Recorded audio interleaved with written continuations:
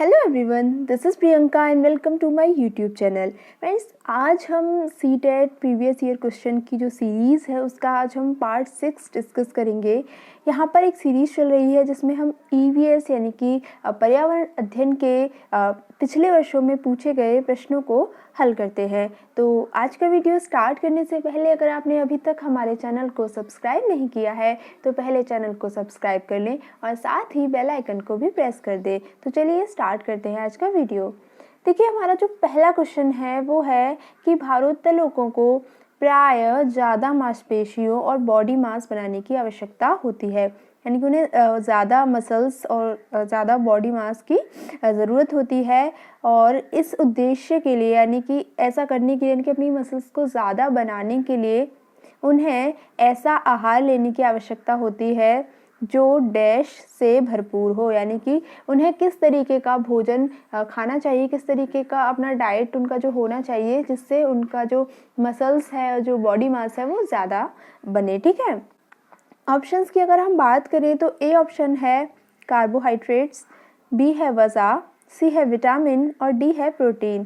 तो देखिए, इसका जो सही आंसर होगा वो होगा ऑप्शन डी, प्रोटीन। प्रोटीन यहाँ पर बिल्कुल सही आंसर हो जाएगा। चलिए आगे बढ़ते हैं अगले प्रश्न की तरफ। प्रश्न नंबर 2।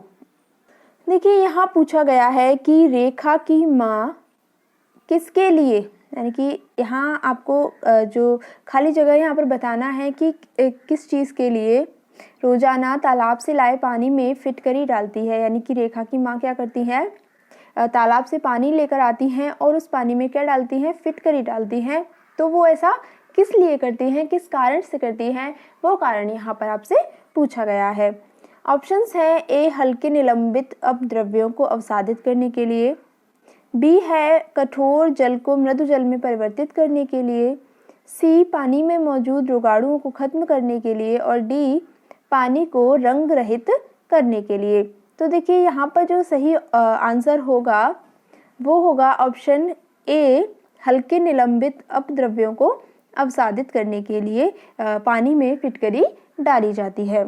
आगे बढ़ते हैं अगले प्रश्न की तरफ। प्रश्न नंबर 3 है, वो कहता है कि निम्नलिखित में से भोजन बनाने का कौन सा तरीका सबसे अच्छा है। यानी कि यहाँ कुछ भोजन को बनाने के तरीके दिए गए हैं और पूछा गया है, यानी कि 4 तरीके हैं, उनमें से आपको बताना है कि कौन सा तरीका सबसे अच्छा है। पहला है कि सब्जियों को काटना फिर उन्हें चलते पानी में धोना। यानी कि आप क्या करेंगे, पहले सब्जियों को काट लेंगे, उसके बाद उन्हें चलते पानी में धोएंगे। अब देखिए, इससे क्या होगा कि जो सब्जियों के पोषक तत्व हैं वो धुल के पानी के साथ बह जाएंगे, नष्ट हो जाएंगे। तो ये जो मेथड है ये बिल्कुल भी सही नहीं है। दूसरा है कि सब्जियों को काटने और पकाने से पहले उन्हें कुछ समय के लिए धूप में रखना। तो देखिए, ये भी सही नहीं है कि आप सब्जियों को काटने और पकाने से पहले उन्हें धूप में रख देंगे।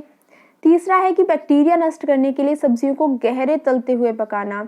तो देखिए, ये ज़रूरी नहीं है कि बहुत ज़्यादा तेल और रिफाइंड वगैरह यूज़ करके ही हम चीज़ों को बनाएं और तभी उनके जो बैक्टीरिया हैं वो ख़त्म होंगे। और चौथा है कि सब्जियों को अच्छी तरह से धोना और फिर काटना। तो देखिए, जो ऑप्शन डी है वो बिल्कुल सही लग रहा है। क्यों? क्योंकि अगर जो सब्जियों के ऊपर बैक्टीरिया होते हैं, अगर हम उन्हें पहले अच्छे से धो लेंगे और उसके बाद सब्जियों को काटेंगे तो इस तरीके से देखिए जो सब्जियों के जो पोषक तत्व हैं वो भी यहाँ पर नष्ट नहीं होंगे और जो बैक्टीरिया है वो भी खत्म हो जाएंगे। तो ऑप्शन डी यहाँ पर बिल्कुल सही आंसर हो जाएगा। चौथा है कि पानी के साथ प्रयोग करते हुए ज्योति देखती है कि स्टील की खाली कटोरी पानी पर तैरती रहती है लेकिन लोहे की एक छोटी सी कील डूब जाती है। तो ऐसा किस कारण से होता है वो आपको यहाँ पर बताना है। ऑप्शन ए है कि स्टील की कटोरी पर लगने वाला बल उसके भार की तुलना में ज़्यादा है जबकि लोहे की कील पर लगने वाला बल उसके भार की तुलना में कम है। बी है लोहे की कील पर लगने वाला बल उसके भार की तुलना में ज़्यादा है जबकि स्टील की कटोरी पर लगने वाला जो बल है उसके भार की तुलना में कम है। तीसरा है कि लोहा पानी की तुलना में भारी है और स्टील पानी की तुलना में हल्का है। और चौथा इसका उल्टा है कि लोहा पानी की तुलना में हल्का है और स्टील पानी की तुलना में भारी है। तो देखिए, जब हम चारों ऑप्शंस को देखते हैं तो इनमें से हमें जो ऑप्शन बी है वो बिल्कुल सही लगता है कि लोहे की कील पर जो बल लग रहा है वो उसके भार की तुलना में क्या है, ज़्यादा है, जबकि स्टील की कटोरी पर जो बल लग रहा है वो उसके भार की तुलना में कम है। तो यहाँ पर ऑप्शन बी बिल्कुल सही हो जाएगा। चलिए आगे बढ़ते हैं अगले प्रश्न की तरफ, क्वेश्चन नंबर 5। तो देखिए यहाँ पर क्या पूछा गया है कि निम्नलिखित में से जीवन प्रक्रियाओं का कौन सा युग्म पेड़ पौधों और जीव जंतुओं दोनों में मिलता है। यानी कि जीवन की कुछ प्रक्रियाएं दी गई हैं और यहाँ पर पूछा गया है कि ऐसा कौन सा पेड़ सही है इनमें से जो पेड़ पौधों और जीव जंतुओं दोनों में पाया जाता है। ऑप्शंस है ए प्रजनन और भोजन बनाना। तो देखिए जो प्रजनन है वो तो सही है, लेकिन अगर हम भोजन बनाने की बात करें तो पेड़ पौधे तो अपना भोजन खुद से बना लेते हैं, लेकिन जो जीव जंतु होते हैं वो अपना भोजन खुद से नहीं बना सकते। इसके बाद अगर हम दूसरे ऑप्शन की बात करें प्रजनन और अंकुरण, तो देखिए प्रजनन भी यहाँ पर सही है, लेकिन जो अंकुरण होता है वो जीव जंतुओं में नहीं होता है, केवल पेड़ पौधों में पाया जाता है। तीसरा है वृद्धि और प्रजनन और चौथा है वृद्धि और भोजन बनाना। तो देखिए भोजन बनाना तो हम पहले ही हटा चुके हैं, क्योंकि जीव जंतु अपना भोजन खुद नहीं बना सकते हैं, वो अपने भोजन के लिए या तो पेड़ पौधों पर या दूसरे जीव जंतुओं पर निर्भर होते हैं। तो इस तरीके से यहाँ पर जो ऑप्शन सी है वृद्धि और प्रजनन वो बिल्कुल सही हो जाएगा, क्योंकि अगर हम चाहे बात करें पेड़ पौधों की या चाहे बात करें जीव जंतुओं की, तो दोनों में ही वृद्धि की प्रक्रिया होती है, दोनों ही बढ़ते हैं। इसके अलावा प्रजनन की जो प्रक्रिया है वो भी पेड़ पौधों और जीव जंतुओं दोनों में ही पाई जाती है। तो सी ऑप्शन यहाँ पर बिल्कुल सही हो जाएगा। आगे बढ़ते हैं अगले प्रश्न की तरफ, प्रश्न नंबर 6। देखिए यहाँ पर क्वेश्चन नंबर 6 कहता है कि अंजलि की सहेली दांतों में क्षय से बचाने के लिए निम्नलिखित 4 तरीके बताती है। यानी कि यहाँ 4 तरीके बताए हैं अंजलि की फ्रेंड ने उसको दांतों को खराब होने से बचाने के लिए। पहला है कि दिन में 2 बार ब्रश करें। दूसरा है एनेमल कम ना हो इसके लिए ब्रेसेस पहने। तीसरा है मिठाई, चॉकलेट्स और कार्बन डाइऑक्साइड युक्त पेय पदार्थ ना लें। और चौथा है कि हर खाने के बाद कुल्ला करें। तो देखिए फिर यहाँ पर आगे पूछा गया है कि अंजलि को इन तरीकों में से किसका अनुपालन करना चाहिए। तो देखिए अगर हम इन चारों ऑप्शंस को देखें, चारों स्टेटमेंट को पढ़ने के बाद हमें इनमें से 2 स्टेटमेंट बिल्कुल सही लगते हैं कि एक तो दिन में 2 बार ब्रश करना चाहिए और दूसरा कि मिठाई, चॉकलेट्स और कार्बन डाइऑक्साइड युक्त पेय पदार्थ नहीं लेने चाहिए अपने दांतों को खराब होने से या कीड़ा लगने से बचाने के लिए। तो देखिए पहला और तीसरा जिस ऑप्शन में है वो है ऑप्शन सी 1 और 3। तो यहाँ पर ऑप्शन सी बिल्कुल सही आंसर हो जाएगा। चलिए आगे बढ़ते हैं अगले प्रश्न की तरफ, प्रश्न नंबर 7। देखिए इस क्वेश्चन में क्या है कि नीचे दिए गए वेन आरेख का अध्ययन कीजिए। ठीक है, यानी यहाँ पे एक वेन डायग्राम दिया गया है, उसका अध्ययन करना है। और देखिए फिर उसके बाद क्या है, देखिए 3 सर्कल हैं। पहला है ज़मीन पर रहने वाले जीव जंतु, दूसरा है पानी पर रहने वाले जीव जंतु और तीसरा है अंडे देने वाले जीव जंतु। उसके बाद देखिए ये तीनों में जो कॉमन है वो है एक्स। उसके बाद देखिए यहाँ पर जो क्वेश्चन बनता है वो इस तरीके से बनता है कि निम्नलिखित में से कौन से जीव जंतु हैं जो एक्स में रखे जा सकते हैं। यानी कि देखिए सीधी सीधी बात है, इन चारों में से हमें वो जीव को छांटना है जो ज़मीन पर भी रहता हो, पानी पर भी रहता हो और इसके अलावा अंडे भी देता हो।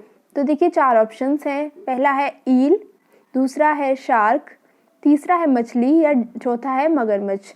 तो देखिए जो जानवर है इन चारों में से जो कि ज़मीन पर भी रहता है, पानी में भी रहता है और अंडे भी देता है, वो है आपका यहाँ पर क्या, मगरमच्छ। तो मगरमच्छ यहाँ पर बिल्कुल सही आंसर आपका हो जाएगा।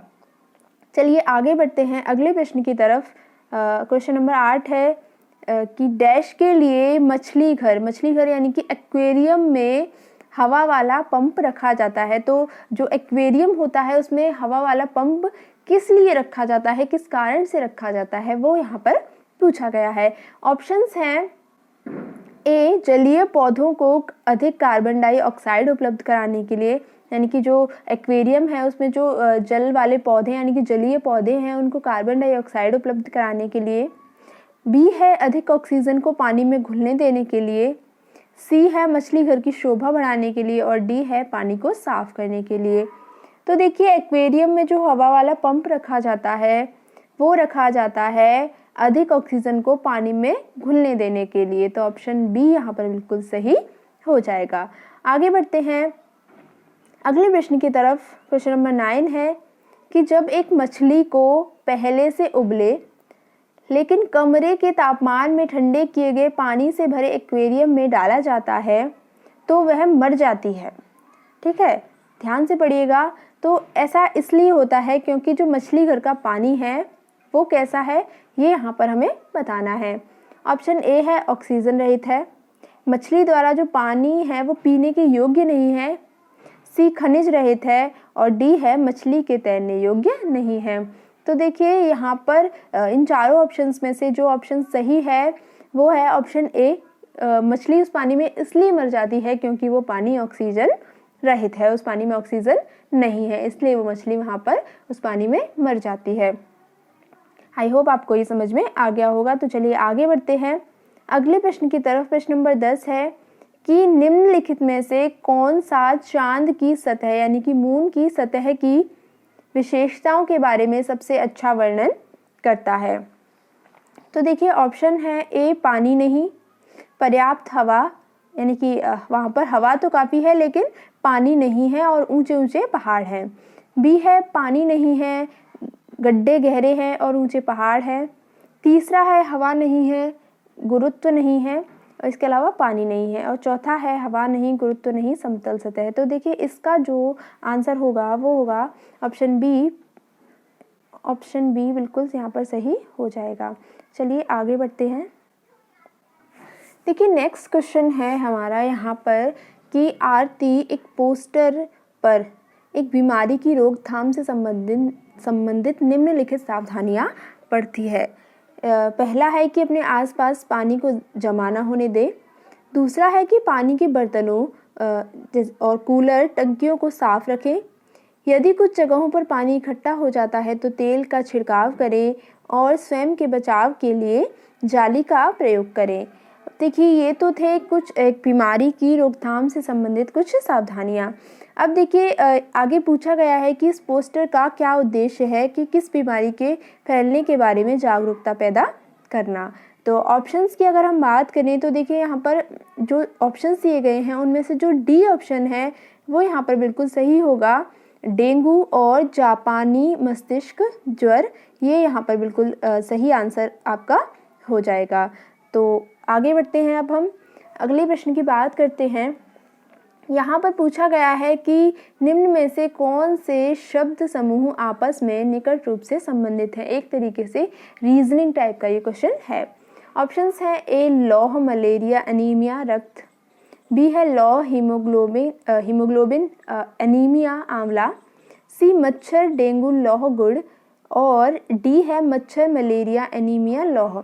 तो देखिए जो डी ऑप्शन है वो यहाँ पर बिल्कुल सही बैठता है। क्यों? क्योंकि देखिए जो मच्छर है वो किससे होता है, मलेरिया जो है वो किससे होता है, मच्छर से, और जो एनीमिया है वो लौह तत्वों की कमी से हो जाता है। तो ये बिल्कुल यहाँ पर सही आंसर हो जाएगा। अब देखिए फ्रेंड्स, ये थे आज के 12 क्वेश्चन। अब आपको कमेंट बॉक्स में बताना है कि आपके आउट ऑफ 12 कितने क्वेश्चन सही हुए। तो इससे आपको अपनी सीटेट की जो तैयारी है उसको देखने का मौका मिलेगा और आपको पता लगेगा कि आपकी तैयारी कैसी चल रही है। तो आज की वीडियो में इतना ही। मिलेंगे एक नई वीडियो में एक नए टॉपिक के साथ। तब तक के लिए thank you so much and good bye.